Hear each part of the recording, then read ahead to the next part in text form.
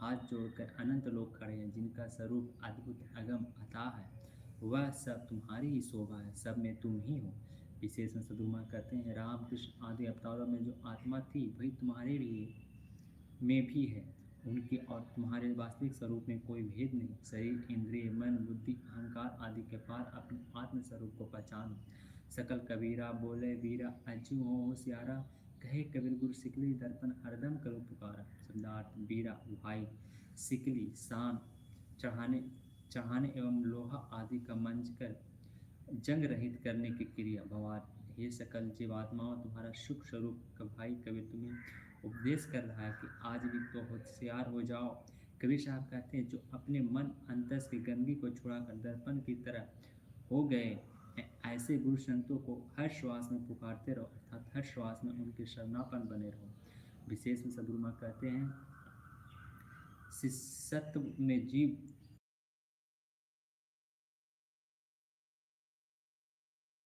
न सच्चा ज्ञानी बन सकता है, न सच्चा गुरु। सत्व में असफल है वह जीवन उत्थान के हर क्षेत्र में असफल होगा, क्योंकि शिष्यत्व समर्पण, निरंकारता और अनगढ़ मन इंद्रियों के विपरीत सत्य मार्ग पर चलने को साहस एवं संकल्प का ही दूसरा नाम है। जो शिष्यत्व की कसौटी पर खड़ा उतरता है वह जीवन के हर उतंग शिखर पर विजय पताका फहराने में समर्थ हो जाता है। अतः आत्म परिष्कार, आत्मोद्धार, आत्म साक्षात्कार के लिए सर्वप्रथम सच्चे शिष्यत्व की प्राप्ति के लिए प्राणपण से तत्पर हो जाए। शब्द 87। कबीरा तेरा बन कंदला में, मानो अहेरा खेले, बखुवारी अनुगा मेगा, रुचि रुचि सर मेले। शब्दार्थ: वन, घर, कंदला, हृदय गुफा, मानो मन, अहेरा शिकार, बपू शरीर, वारी बगीचा, आनु मित्र आनंद स्वरूप जीव। सदगुरु कबीर साहब के इस पद का बात करते सदगुरु माँ कहते हैं, कबीर साहब कहते हैं, हे जीव, तेरा घर हृदय गुफा में मन जीवों का शिकार करता रहता है। इस शरीर रूपी बगीचे में आनंद से युक्त जीव रूपी मृग पर यह मन अपनी इच्छानुसार काम, क्रोध, लोभ, मोह आदि का बाण चलाता है। चेतत रावल पापल खेरा, सहजे मूल बांधे, ध्यान धनुष ज्ञान बान जोगी सर साधे। शब्दार्थ: चेत जाओ, सावधान हो जाओ।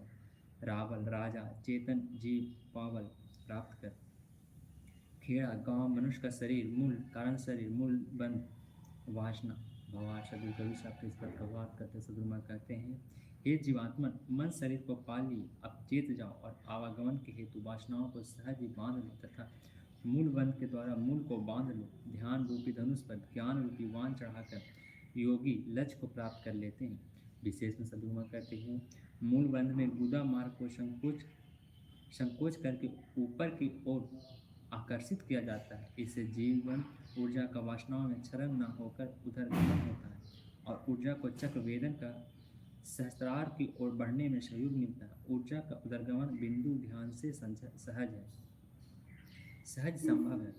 खट चक्र वेदी, कैली वेदी, उजियारी किन्ना, काम, क्रोध, लोभ, मोह, औख सावरी दीना। शब्दार्थ: मूलाधार चक्र, मूल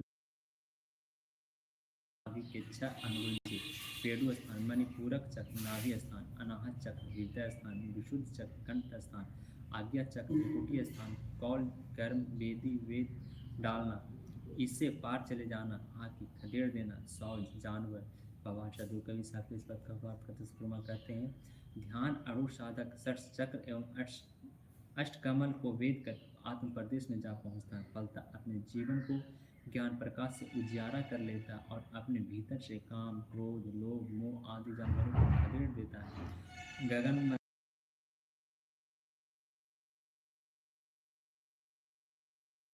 गगन ब्रह्मांड शून्य, संगी साथी मन, बुद्धि, अहंकार, सूक्ष्म कारण शरीर। बाबा सदगुरु कबीर साहब के इस पद का व्यवहार करते सदगुरु माँ कहते हैं, कबीर साहब कहते हैं, साधक काम, क्रोध आदि के द्वारा को रोक कर गगनमंडल के मध्य में स्थिर हो जाता है और जहाँ दिन रात नहीं है ऐसे आत्म प्रदेश में जा पहुँचता है। फलतः अनादिकाल से संग साथ न छोड़ने वाले संगी साथी मन, बुद्धि, अहंकार आदि या सूक्ष्म कारण शरीर आदि बिछुड़ जाते हैं और जीव मुक्त हो जाता है। विशेष में सदगुरु माँ कहते हैं, आज्ञा चक्र के स्थान को गगन मध्य भी कहते हैं।